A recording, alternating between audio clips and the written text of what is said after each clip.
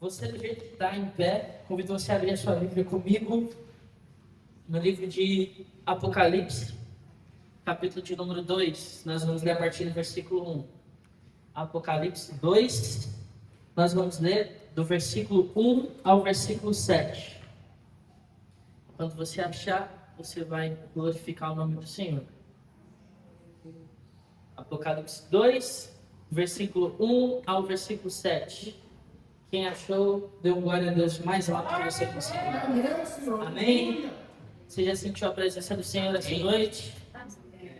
Você já sentiu porque Ele está aqui nesse lugar? E Ele está aqui antes mesmo de você chegar. E Ele quer receber o seu louvor, Ele quer receber a sua adoração. Amém? A palavra do Senhor diz assim: ao anjo da igreja em Éfeso escreve: estas coisas diz aquele que conserva na mão direita as 7 estrelas e que anda no meio dos 7 candeeiros de ouro. Conheço as tuas obras, tanto o teu labor como a tua perseverança, e que não podes suportar homens maus, e que puseste à prova os que a si mesmos se declaram apóstolos e não são, e os achastes mentirosos, e tens perseverança e suporte, provas por causa do meu nome, e que não te deixaste esmorecer. Versículo 4, o foco da nossa noite. Tenho, porém, contra ti que abandonastes o teu primeiro amor. Lembra-te, pois, de onde caíste, arrepende-te e volta à prática das primeiras obras. E se não, venho a ti e moverei do seu lugar o teu candeeiro, caso não te arrependas. Tens, contudo, a teu favor que odeias as obras dos nicolaítas, as quais eu também odeio. Versículo 7. Quem tem ouvidos, ouça o que o Espírito diz às igrejas. Ao vencedor, dar-lhe-ei que se alimente da árvore da vida que se encontra no paraíso de Deus. Amém. Sente-se louvando ao nome do Senhor Jesus. Aleluia.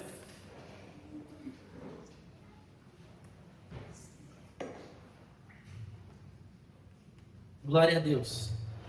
Meus irmãos, mais uma vez estou muito feliz de estar aqui na casa do Senhor, cultuando ao nome do nosso Senhor Jesus com os irmãos. E hoje é uma noite muito importante porque a gente está iniciando a exposição às 7 igrejas. A exposição da carta de Jesus às 7 igrejas. E essa palavra começa a partir do capítulo 2 do livro de Apocalipse. E antes da gente entrar de fato hoje na carta da primeira igreja, que é a igreja de Éfeso, eu quero trazer para os irmãos uma breve introdução para vocês entenderem a importância do contexto, a importância de quem escreveu a carta, por que essa carta foi escrita, em qual situação essa carta foi escrita, aonde essa carta foi escrita e por que essa carta foi escrita. Amém? Primeiro, meus irmãos, a gente já sabe que na Bíblia tem várias cartas, né? Tem a carta do apóstolo Paulo à igreja de Roma, que é a primeira carta depois do livro de Atos, que é a carta aos Romanos. Tem a carta do apóstolo Paulo à igreja de Coríntios. De fato, o apóstolo Paulo escreveu 2 cartas à igreja de Coríntios. Na Bíblia tem a carta do apóstolo Paulo às igrejas, à igreja de Gálatas, dos Gálatas. Porém, aqui no capítulo 2 do livro de Apocalipse, nós temos uma carta de Jesus aos Éfesos. Quando Paulo escreveu a carta aos Efésios, o apóstolo Paulo escreveu com as suas palavras inspiradas por Deus. Só que aqui, o apóstolo João, ele está literalmente escrevendo as palavras de Jesus. Então aqui não é a carta do apóstolo João aos Efésios. Diferente da carta do apóstolo Paulo, que ele escreveu inspirado por Deus, aqui é a carta do próprio Jesus, o próprio Cristo falando com a igreja. E qual foi o contexto? Essa carta, meus irmãos, o livro de Apocalipse foi o último livro escrito da Bíblia e foi escrito entre os anos 94 e 96 depois de Cristo. Aproximadamente 60 anos da morte de Cristo. E essa carta, o livro de Apocalipse, foi escrito pelo apóstolo João. Quem aqui sabe como o apóstolo João é conhecido na Bíblia? Ele é conhecido como o apóstolo amado. Ele se juntou a Jesus quando ele ainda era muito jovem. E ele aprendeu aos pés de Cristo, aos pés de Jesus, desde a sua mocidade. E quando o apóstolo João escreveu o livro de Apocalipse, 60 anos depois da morte de Cristo, ele já era o último apóstolo vivo. Todos os apóstolos já haviam morrido. Só sobrou o apóstolo João. E ele escreveu o Apocalipse numa das épocas mais difíceis da igreja. Quando a igreja começou de fato a sofrer uma perseguição pesada. Na época que o apóstolo João escreveu o livro de Apocalipse, reinava sobre o mundo o imperador Domiciano. O imperador Domiciano, ele é conhecido como o segundo Nero. Tamanho era a sua crueldade. Ele era um homem mau e ao mesmo tempo ele era o homem mais poderoso da terra. O Império Romano, que foi o império que por mais tempo reinou nesse mundo, e agora quem estava no poder era Domiciano, um dos piores imperadores, um dos maiores perseguidores da igreja. E Domiciano, por ser um imperador cruel, por ser um imperador mau, assim que ele assumiu o poder, ele decidiu que ele queria ser reconhecido como Deus. Ele queria ser reconhecido como Senhor. Ele queria ser adorado. O homem mais poderoso do mundo, ele não queria ser simplesmente um imperador. Ele não queria ser simplesmente um rei. Ele queria que as pessoas o reconhecessem como um Deus. E isso, por esse motivo, a igreja e os crentes eram uma grande pedra no sapato do Domiciano. Estava tudo bem você ter outros deuses, estava tudo bem você adorar Jesus. Porém, você tinha que adorar Jesus, mas você também tinha que reconhecer Domiciano como um Deus. E a gente sabe que isso vai contra as Escrituras, isso vai contra a nossa fé. Nós reconhecemos apenas um Deus. Nós reconhecemos apenas um Salvador. O nosso Deus, ele não divide o trono. O nosso Deus, ele não divide a adoração. O nosso Deus, ele não aceita idolatria. E por esse motivo, o imperador Domiciano, ele instaurou uma grande perseguição aos crentes, uma grande perseguição à igreja. Todos os outros apóstolos já haviam sido martirizados. Paulo, decapitado. Pedro, crucificado de cabeça para baixo. Tiago, apedrejado. Porém, ainda restava um.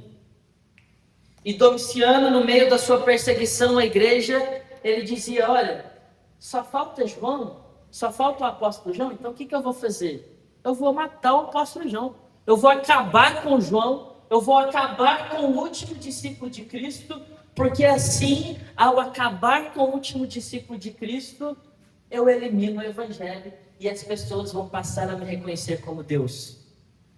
A tradição, isso não está na Bíblia, mas a tradição diz que certa vez Domiciano prendeu o apóstolo João e jogou o apóstolo João num caldeirão com óleo fervente. Porém, o apóstolo João não morreu. Por esse motivo ele falou: olha, já que esse cara não morre, não consigo matar esse apóstolo, o que Domiciano fez? O imperador mais cruel decidiu prender o apóstolo João na ilha de Patmos. Quem aqui conhece o que era a ilha de Patmos? A ilha de Patmos, meus irmãos, era a prisão mais terrível da época. A ilha de Patmos era um lugar isolado no meio do oceano, onde eles colocavam os piores criminosos. os piores estupradores, os piores assassinos, os piores ladrões, eles colocavam isolados na ilha de Patmos. E Domiciano, que não conseguiu matar João, decidiu prender João na ilha de Patmos. Certamente ele pensou, olha, já que eu não consigo matar esse homem, eu vou deixar ele isolado. E certamente na cabeça de Domiciano, ao prender o apóstolo João na ilha de Patmos, ele pensara, agora eu enterrei o evangelho. Agora eu acabei com o evangelho. Agora eu silenciei o evangelho. Mas lá na ilha de Patmos, isolado, sozinho no meio do oceano, Jesus apareceu para o apóstolo João e revelou a palavra ao apóstolo João. E aqui estamos nós, 2000 anos depois, adorando ao único Deus vivo, que é digno de todo o nosso louvor e de toda a nossa adoração. Aleluia. Nero não parou a igreja. Domiciano não parou a igreja. O Império Romano não parou a igreja, porque Jesus bem disse, as portas do inferno não prevalecerão sobre a minha igreja. Aleluia! Quando tudo parecia acabado, quando João estava isolado no meio do oceano, Jesus apareceu com uma palavra. Meus irmãos, quando tudo estiver lascado na sua vida, quando você não ver mais saída, quando o inimigo te encurralar, eu quero te dizer que você serve o Deus do impossível. Eu quero te dizer que você serve um Deus que não te abandona. Amém. E se Jesus prometeu que o evangelho alcançaria o mundo, aqui estamos nós. Domiciano não conseguiu calar o apóstolo João. E lá na ilha de Patmos, o próprio Cristo apareceu para João e o próprio Cristo deixou uma carta para cada uma das 7 principais igrejas da Ásia Menor. Sabe por que Jesus deixou 7 cartas para 7 igrejas? Porque o livro de Apocalipse, meus irmãos, é um livro cheio de simbologia. E o número 7 significa a completude. Então, quando Jesus deixa uma mensagem para cada uma das 7 igrejas, Jesus está deixando uma mensagem para todas as igrejas do mundo. Não somente naquela época, mas até o dia de hoje. Então, as palavras que o Mestre Jesus deixou são palavras eternas, são palavras perpétuas que são válidas também para o nosso dia de hoje. E a primeira igreja para a qual Jesus deixou uma carta foi a igreja dos Efésios, a igreja de Éfeso. E eu quero te contar um pouco mais sobre quem eram os crentes de Éfeso e qual que é a história dessa igreja. Meus irmãos, Éfeso, na época, era a principal cidade do Império Romano na Ásia Menor. Éfeso, na época, era para o Império Romano como São Paulo é para o Brasil, a cidade mais importante do país. Éfeso era uma grande metrópole, tinha mais ou menos 300 mil habitantes, que para aquela época era muito grande. E Éfeso, meus irmãos, era uma igreja, era uma cidade repleta de idolatria. Éfeso era uma igreja, era uma cidade idólatra. A principal deusa dos Éfesos, era a deusa Diana, também conhecida como Artemis. Sabe como era a adoração à deusa Artemis? Todos os dias, no final da tarde, as sacerdotisas sexuais desciam do monte, iam até o porto e eles adoravam a deusa Diana ou a deusa Artemis através de relações sexuais. Então era uma igreja, era uma cidade, era um lugar profundamente profano, era um lugar profundamente idólatra, numa cidade muito grande, muito importante. Lá na cidade de Éfeso tinha um grande templo para a deusa Diana, que era conhecido como uma das 7 maravilhas da época. Então era uma cidade muito importante. Só que Deus tinha um plano para a cidade de Éfeso. Deus enviou o apóstolo Paulo, um dos maiores missionários que já passaram por essa terra. E o apóstolo Paulo, na sua visita à igreja de Éfeso, ele ficou lá por 3 anos e o fato é que ele construiu uma igreja em Éfeso. E a cidade mais importante da Ásia Menor agora tinha uma comunidade, tinha uma igreja. Agora lá tinha crentes. E esses crentes, meus irmãos, antes da sua vida passada, eles também eram idólatras e também faziam parte do culto à deusa Diana. E quando o apóstolo Paulo chegou em Éfeso e começou a evangelizar aquele povo, a palavra de Deus fala que os éfesos, eles foram profundamente impactados pelo evangelho. Eles pegavam os seus livros de magia e eles iam para o centro da cidade e eles começaram a queimar os seus ídolos, começaram a queimar os seus livros de magia, e aqueles que antes adoravam a deusa Diana, agora no meio da cidade, no centro da cidade, queimando os ídolos, começaram a declarar: Jesus é o nosso Salvador. A cidade de Éfeso, meus irmãos, passou por um grande avivamento. Aqueles que adoravam a Diana, agora não adoravam mais. Aqueles que se prostituíam, agora não se prostituíam mais. Agora aqueles que tinham vários ídolos, agora reconheciam que Jesus era o único Salvador. E com isso, meus irmãos, o Espírito Santo chegou na cidade de Éfeso e eles foram batizados pelo Espírito Santo. E eles passaram por um grande avivamento. E a igreja de Éfeso, meus irmãos, nos deixa um grande aprendizado. Eles nos mostram que é impossível você passar por uma transformação, é impossível você passar por um avivamento sem deixar os ídolos, sem deixar o seu pecado, sem haver mudança de vida.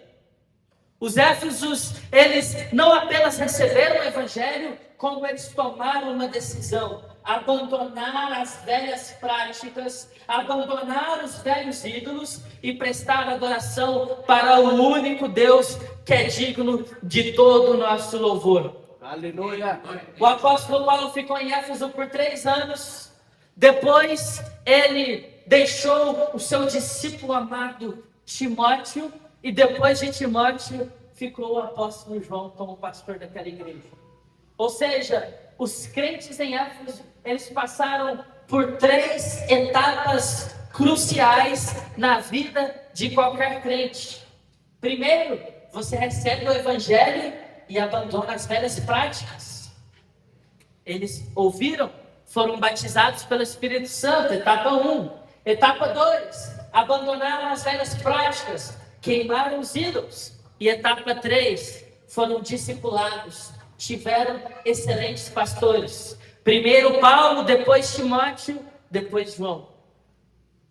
Meus irmãos, a nossa igreja, a nossa comunidade precisa ser discipulada. Nós temos uma liderança forte, nosso pastor Sebastião, eu também me coloco à disposição da igreja. Nós precisamos passar por essa etapa crucial da vida de qualquer crente, o discipulado. Assim como a igreja de Éfeso passou pelo discipulado, a nossa comunidade também precisa passar por um discipulado. Amém. E a liderança dessa igreja está à sua disposição. Você que quer ser discipulado, procure a liderança. Você que tem um filho que quer ser discipulado, procure a liderança. Você que tem uma pessoa conhecida que precisa ser discipulado, procure a liderança, que nós também estamos prontos para ajudar no discipulado, porque é uma fase crucial na vida de qualquer crente. Amém? Amém. Agora que a gente entendeu o contexto, quem escreveu, para quem escreveu, qual contexto foi escrito, eu quero, meus irmãos, destrinchar com você esses primeiros 7 versículos do capítulo 2. Por isso, fique com a sua Bíblia aberta. Vamos ler novamente juntos o versículo 1 do capítulo 2. Agora é Jesus falando. Agora é a carta de Jesus aos Efésios. Olha o que Jesus diz. Ao anjo da igreja em Éfeso escreve: estas coisas diz aquele que conserva na mão direita as 7 estrelas. Lembra, meus irmãos, que a gente falou que o livro de Apocalipse é repleto de simbologias?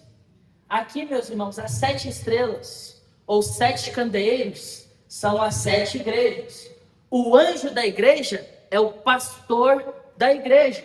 E aqui Jesus está falando: olha, eu conservo na mão direita as 7 estrelas. O que Jesus está querendo dizer aqui aos Éfesos? Que Jesus está falando que a igreja está na mão de Cristo.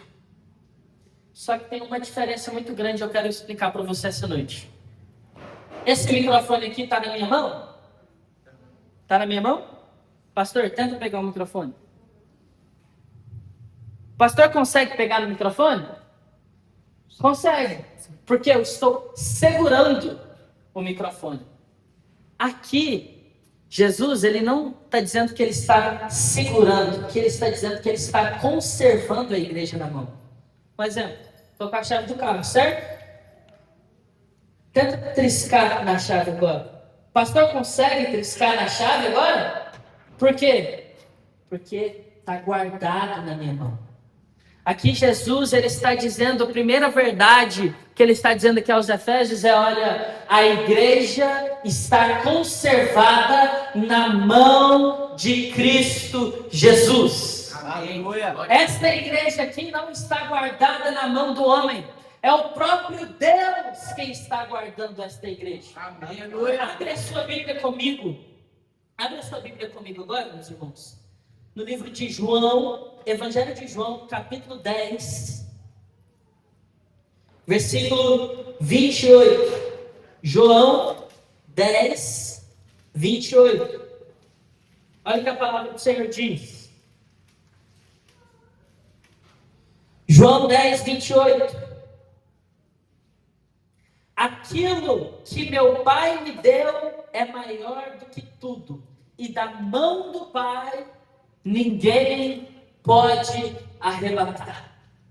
Amém. A igreja está guardada na mão de Cristo, e ninguém pode se atrever com a igreja do Senhor. Amém. Ninguém pode tentar arrancar a igreja do Senhor das mãos de Cristo Jesus. Você está guardado na mão de Jesus. A nossa igreja está guardada na mão de Jesus. Essa é a primeira verdade que você precisa aprender da carta do Senhor. Só que, meus irmãos, muitas das vezes nós deixamos o medo tomar conta dos nossos corações. Nós deixamos as adversidades tomar conta dos nossos corações. E nós esquecemos que quem nos guarda é Cristo Jesus. Amém. Nós esquecemos que quem está no controle é Cristo Jesus. Se eu estou guardado na mão do Senhor, ninguém pode me tirar da mão do Senhor. Você recebe essa palavra? Amém. Amém? Amém. Agora, a parte B do versículo 1 do capítulo 2, olha o que diz. Aquele que conserva na mão direita e que anda no meio dos 7 candeeiros de ouro. A segunda verdade aqui dessa carta, meus irmãos. Cristo Jesus, além de guardar a igreja, ele está no centro da igreja. Ele caminha no meio da igreja. E por ele estar no meio da igreja, no centro da igreja, ele recebe o seu louvor, ele recebe a sua adoração, ele ouve a sua oração. Jesus deixa bem claro que ele está no centro da igreja. O fato dele estar no centro da igreja nos mostra que tudo que acontece nessa igreja é por causa dele. Você está aqui para adorar a ele. Você está aqui para louvar a ele. O grupo de louvor ensaia por causa dele. Os diáconos limpam a igreja por causa dele. Você levantou e tomou banho para vir hoje aqui por causa dele. Amém. Porque ele é o centro da igreja. Ele está no meio da igreja.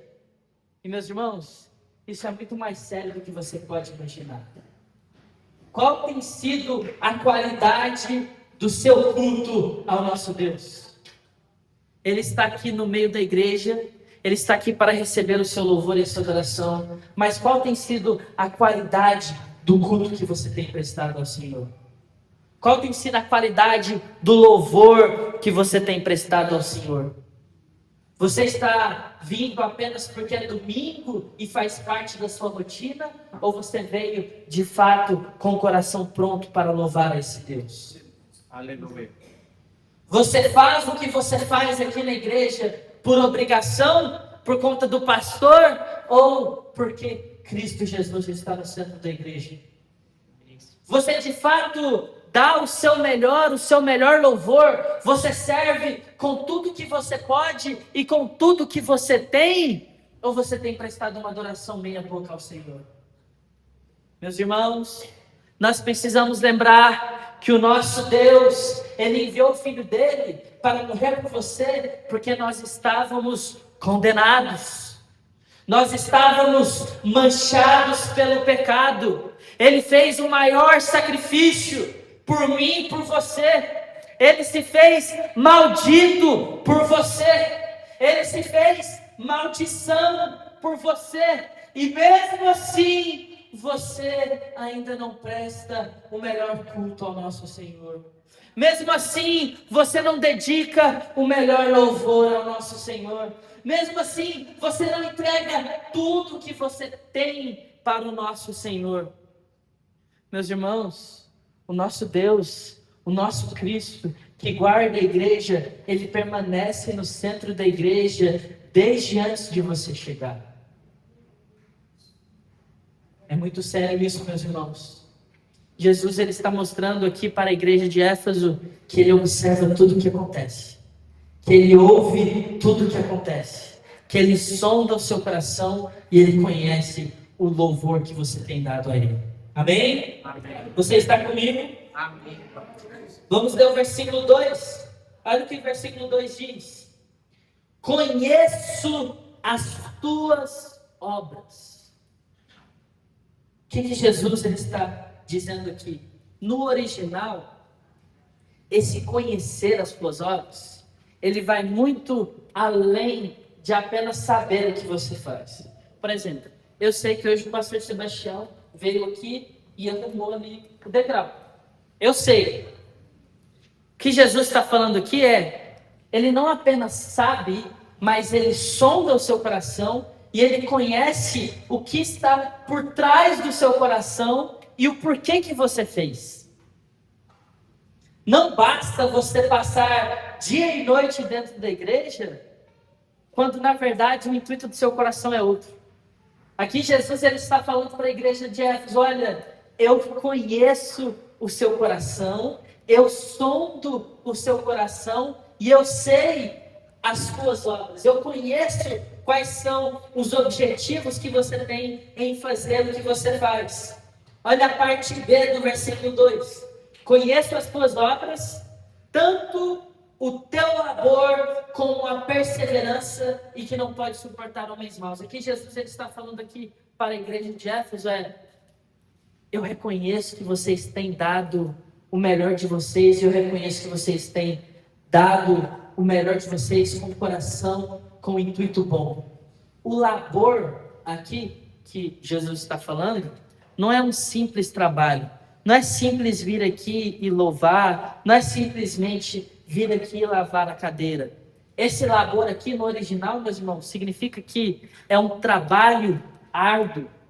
Jesus está falando assim para a igreja de Éfeso, olha, eu reconheço que vocês têm trabalhado muito, eu reconheço que vocês têm suado pela minha obra, eu reconheço que vocês têm trabalhado duro pela minha obra. Jesus aqui ele está elogiando a igreja de Éfeso. E agora eu quero te convidar a fazer uma análise. Será que você é digno desse mesmo elogio de Jesus? Será que quando Jesus olha para o que você faz, para as suas obras, será que ele seria capaz de te elogiar? Pensa. Você tem feito tudo o que você pode com tudo o que você tem para Jesus? Aqui Jesus está falando, olha, nada passa ileso. Nada foge do meu entendimento. Nada foge do meu olhar. Jesus está falando, olha, eu sei o que você faz, por que você faz e como você faz. Pensa. Será que você seria digno de receber esse mesmo elogio que a igreja de Éfeso recebeu? Olha o versículo 3, meus irmãos. Leia comigo o versículo 3. E tens perseverança e suportastes prova por causa do meu nome e não te deixastes esmorecer. Mais um elogio de Jesus à igreja de Éfeso. Naquela época, meus irmãos, quando Domiciano prendia um crente, não era simplesmente jogado na cadeia, não.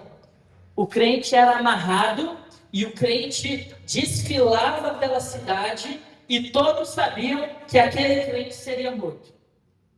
E aqui Jesus está falando, olha, igreja de Éfeso, eu reconheço que vocês são perseverantes. Aqui no original, essa palavra perseverante, meus irmãos, é muito além de insistir. Aqui Jesus está falando para a igreja, olha, quando tudo ao seu redor parece cair, quando tudo ao seu redor parece esmorecer, quando tudo ao seu redor parece que está acabado, você é uma igreja que permanece firme. Eu profetizo, meus irmãos, que a nossa comunidade será uma igreja perseverante. As dificuldades não vão nos impedir.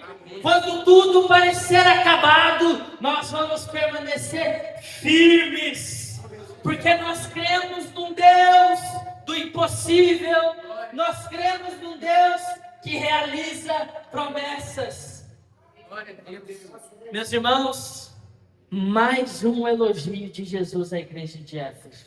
Era uma igreja que não desistia, mesmo quando tudo parecia cair, mesmo quando os crentes eram decapitados, mesmo quando os crentes eram presos, a igreja permanecia firme. E mais uma vez eu te faço uma outra pergunta, meus irmãos. Você seria digno de receber esse elogio de Jesus? Você tem sido perseverante na sua fé? Eu sei que é difícil buscar a Deus quando o nosso esposo não está aqui, quando a nossa esposa não está aqui, quando o meu filho, quando a minha filha não está aqui. Eu sei que é difícil quando eu sou o único crente da minha casa. Eu sei que é difícil quando as pessoas zombam da minha fé. Mas será que eu tenho sido perseverante na palavra do Senhor? Você seria digno de receber esse elogio de Jesus?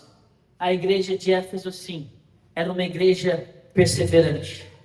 E o Espírito Santo de Deus está falando, meus irmãos, que a igreja de 2026 está faltando mais crentes perseverantes.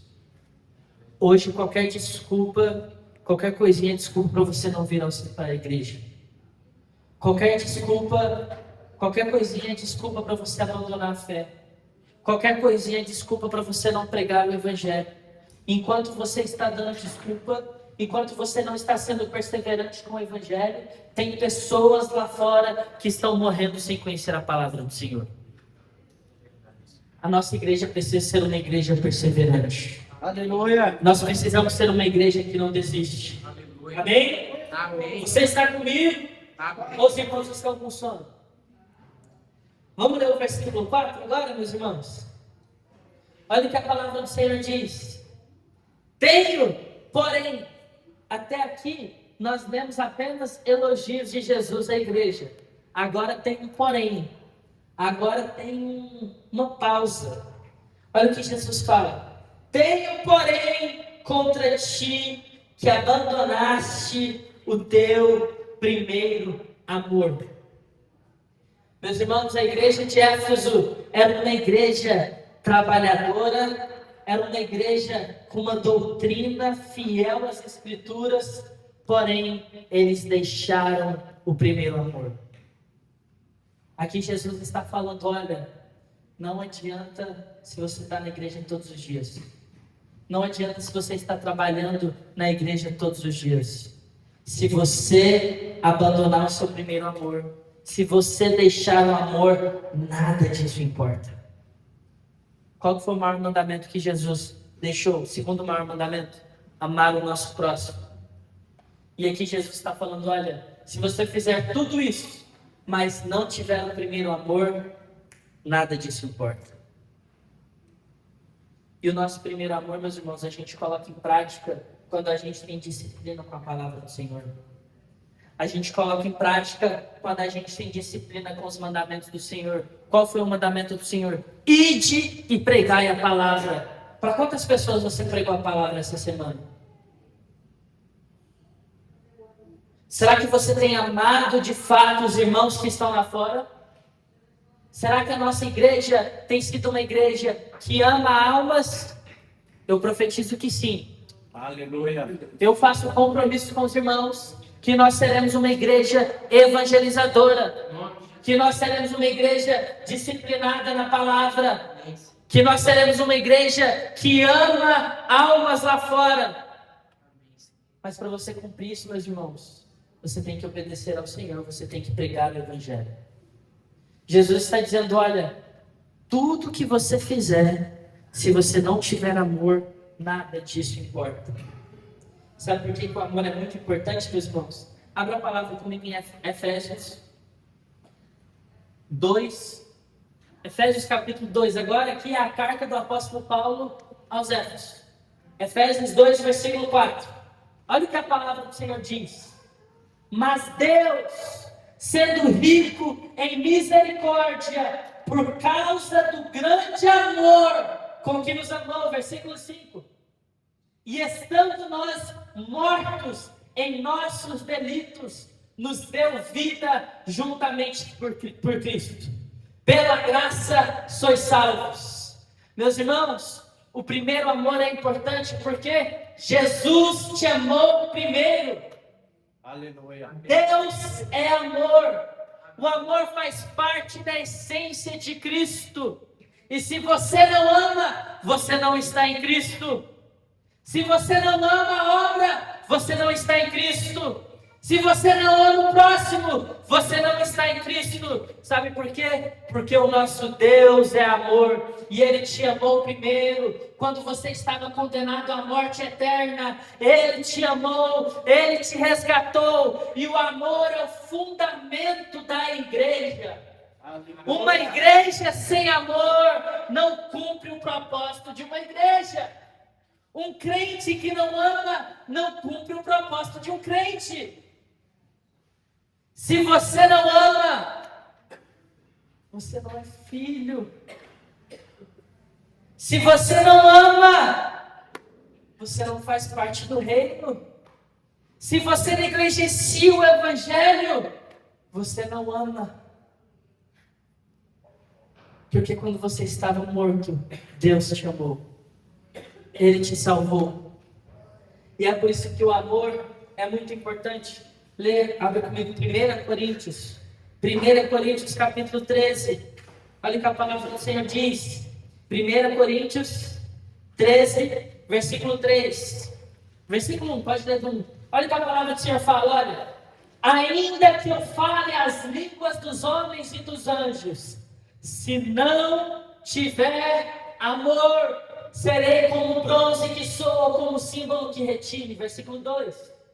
Ainda que eu tenha o dom de profetizar e conheça todos os mistérios e toda a ciência, ainda que eu tenha tamanha fé a ponto de transportar montes, se eu não tiver amor, nada serei. Versículo 3.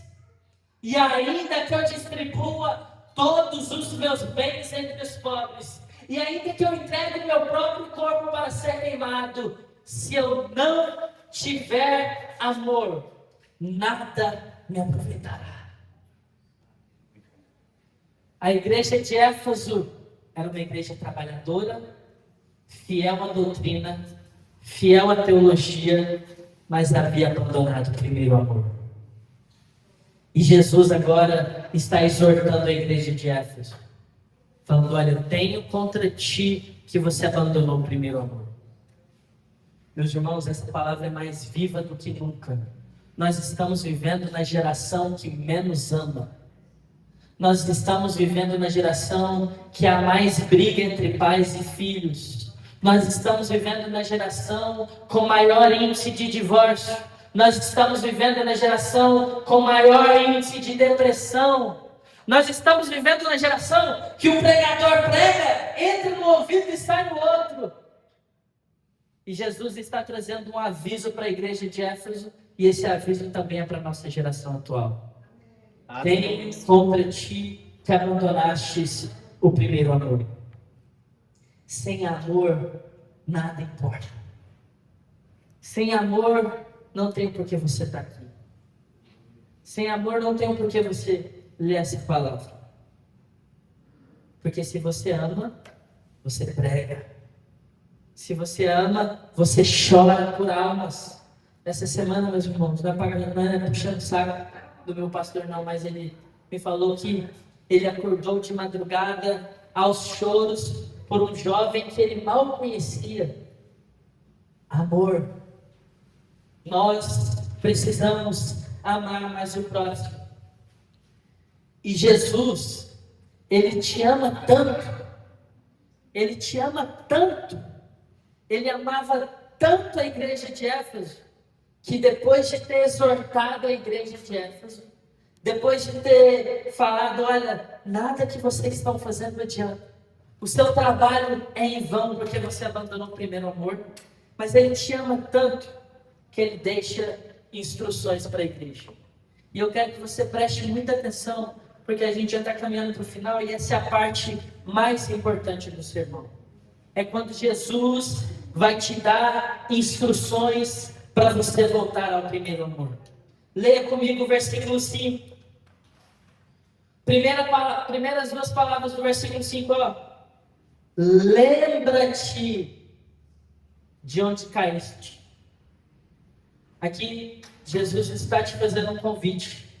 Lembra-te quando você era recém-convertido? Lembra de quando você falava de Jesus, não importava o lugar, não importava a hora, não importava o ambiente, não importava a pessoa. Aqui Jesus está fazendo um convite, olha, lembra. Você lembra da história do filho pródigo? Como que começou a redenção do filho pródigo? Quando ele estava lá na desgraça, lá na lama, junto com os porcos, o que a palavra do Senhor fala? Que ele lembrou de como era a casa do Pai. Primeiro convite, meus irmãos. Lembra de como era o seu compromisso com Cristo no começo. Lembra de como você adorava a Cristo com amor, com paixão.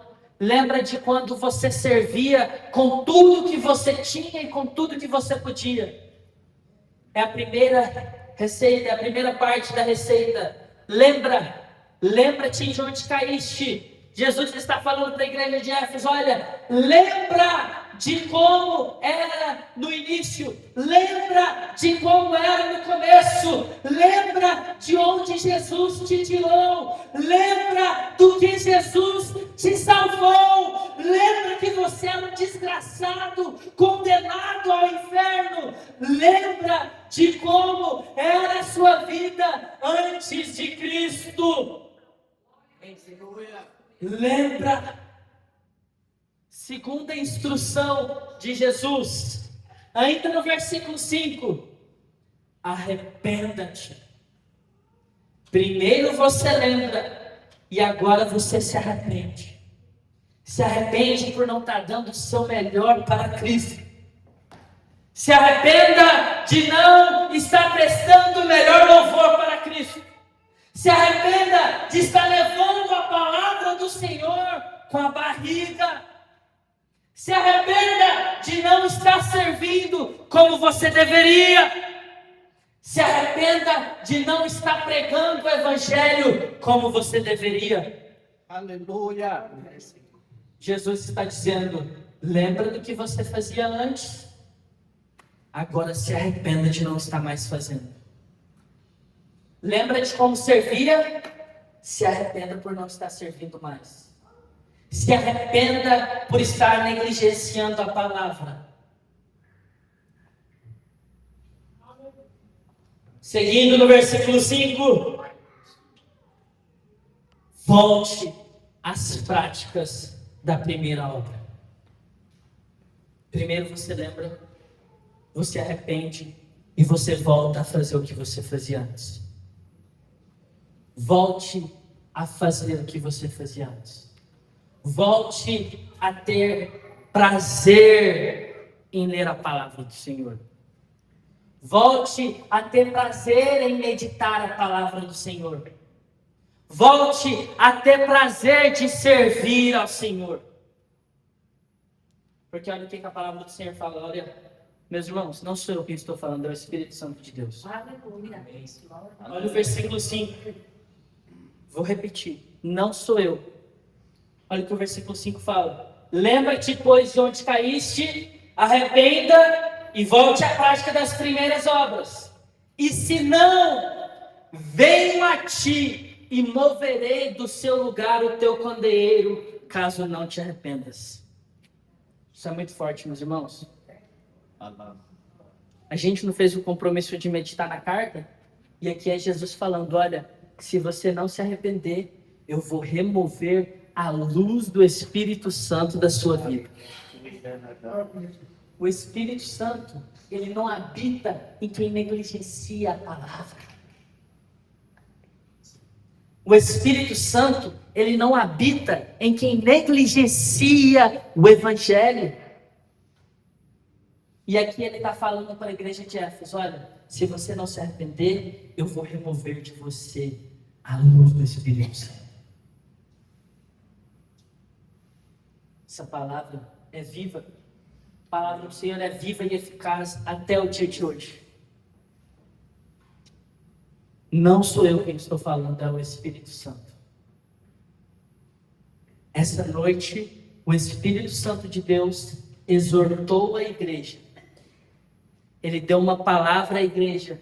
E ele deu uma receita à igreja. Ele está te mostrando o caminho, porque ele te ama. Se você está aqui essa noite ouvindo essa palavra, é porque o Espírito Santo de Deus te ama. E porque Ele te ama, Ele não vai deixar você ir embora daqui sem te dar a instrução. Ele não vai deixar você começar a sua semana sem te dar a instrução. E essa noite a mensagem é muito clara. Lembra-se, se arrependa e volte. Por quê? Porque Ele te ama tanto que Ele te deixa uma promessa. Nosso Deus é muito bom, meu pastor. Ele te exorta, Ele te ensina e Ele ainda te deixa uma promessa. Olha o versículo 7. Quem tem ouvidos, ouça o que o Espírito, não é o Gleison que está falando, é o Espírito, diz às igrejas. Ao vencedor, dar-lhe-ei que se alimente da árvore da vida que se encontra no paraíso de Deus. Meus irmãos, nosso Deus te ama tanto que Ele está te convidando para voltar. E Ele está falando: filho, eu não estou te pedindo para ter uma transformação imediata. Eu não estou te pedindo para você sair aí mudando a sua vida da noite para o dia. Eu estou falando para você se arrepender e fazer o compromisso para voltar. Porque se você voltar, eu te darei da árvore da vida para você se alimentar. Aleluia. Eu te darei da água, da fonte da vida, e quem beber dessa água jamais terá sede. Aleluia. Ele está te fazendo esse convite, porque vai chegar o dia que Ele voltará e Ele enxugará toda lágrima. Aleluia. Vai chegar o dia que Ele vai enxugar a sua lágrima, Ele vai tirar a sua dor, Ele vai tirar a sua tristeza e Ele vai te abraçar. E meus irmãos, o Espírito Santo está te falando isso essa noite, porque Ele quer te abraçar, Ele quer te dar dessa água, Ele quer te dar desse pão. Ele te ama tanto que Ele não está aqui só para te exortar. Meus irmãos, você não está aqui só para ouvir pancada, não. Ele te exortou, mas Ele te deu a receita. Sabe por quê? Porque Ele é Pai. E quando o Pai educa, Ele te mostra o caminho. E essa noite Ele está te mostrando o caminho. E você está aqui, nessa noite, porque ainda tem tempo. Ele está aqui essa noite, porque ainda tem lugar à mesa. Ele está aqui essa noite, porque o pastor supremo está te convidando. Filho, vem, ainda tem lugar na mesa, eu ainda quero te abraçar, eu ainda quero viver uma nova vida com você, eu ainda tenho planos para a sua vida. Aleluia! Coloque-se de pé, meus irmãos. O Espírito Santo de Deus está falando com a igreja essa noite. Ele tem um plano para você. Ele tem uma nova vida para você. Ele tem uma história para você.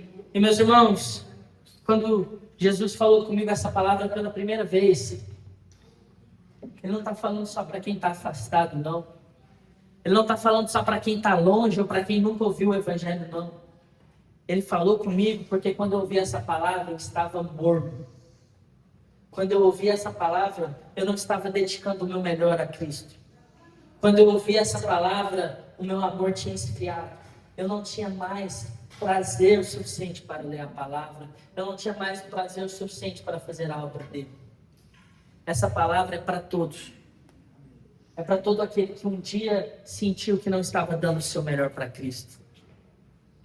E eu quero te dizer que você vai começar a semana sabendo que tem um Deus que te ama e que tem um fruto da vida eterna para te dar. Amém. Ele tem uma nova vida para você. E eu quero convidar você, a gente já está encerrando, mas você que acha, você que está em uma dessas três situações, situação número 1, 100% afastado do Senhor. Situação número 2, você que sente que não está dando o seu melhor ao Senhor. E situação número 3, você que entende que pode dar mais ao Senhor. O Espírito Santo está aqui e eu quero orar junto com você. Eu quero fazer o convite que Jesus fez à igreja de Éfeso, de vir se arrepender e fazer um compromisso com Cristo Jesus, de que você vai voltar às velhas práticas. O Espírito Santo de Deus está te chamando. Venha, sem vergonha, sem medo. Eu quero fazer uma oração com você, para a partir de hoje, a partir do momento que você sair daquele lugar, você vai saber exatamente o que você precisa fazer e o Espírito Santo vai te dar força para você fazer o que você tem que fazer. Aleluia! Você que acha que está numa dessas três situações, vem à frente, eu quero fazer uma oração com você. O pastor Sebastião vai orar com você. Pedro, glória a Deus. Gustavo, venha sem medo, venha sem vergonha, porque o Espírito Santo é quem vai te transformar. Ele tem uma história para você. E ainda tem tempo, meus irmãos. Ainda tem tempo. Pastora Leide, vem aqui na frente. Vamos orar aqui por esse povo. Ainda tem tempo, meus irmãos. O Espírito Santo de Deus está dizendo: ainda tem tempo. Ainda tem tempo. Aleluia. A igreja estende sua mão, vamos fazer uma oração com todos que estão aqui. Pastor, a Leide vai também com as mãos, vamos fazer uma oração juntos. Pastor, levanta a oração. Pai, nesta hora, Jesus, está aqui com os filhos, Pai querido, vem trazer, Senhor Jesus, restauração, Venha, Senhor, meu Pai, trazer, Senhor, meu Deus, renovo espiritual sobre a vida dos teus filhos, Jesus. Vem trazer arrependimento, Deus, Pai Santo, nesta hora, Jesus. Que as tuas mãos, Senhor Jesus, toquem, Senhor Jesus, sobre a vida do teu filho, da tua filha, Jesus, agora, Pai. Pai querido, nós estamos aqui, Pai, em fase, Senhor, meu Deus, de arrependimento, Pai, para voltarmos, Senhor, meu Deus, ó Pai, ao primeiro amor, Senhor Jesus, aqui, meu Pai, que um dia, Senhor, nós fazemos, Pai, que o Senhor, meu Pai, possa tocar sobre a vida da tua filha, sobre a vida do teu filho, ó Deus, Pai, neste momento, Senhor, que o teu Espírito, ó Pai, renove, Senhor Jesus, trazendo força, Senhor, Pai, pedindo nesta hora, Jesus, a tua palavra, nos diz, Senhor Jesus, que nós temos que voltar, lembrar, seu Senhor, das velhas práticas, Senhor, em teu nome, Jesus, nós te glorificamos, Pai, porque nesta noite, Senhor, meu Deus, há arrependimento, porque nesta noite, Senhor, meu Deus, há reconciliação contigo, Espírito Santo, renova, Pai, as nossas forças, renova, Senhor, meu Deus, as nossas esperanças, renova, Senhor, meu Deus, a capacidade de vencer, Deus, em nome de Jesus,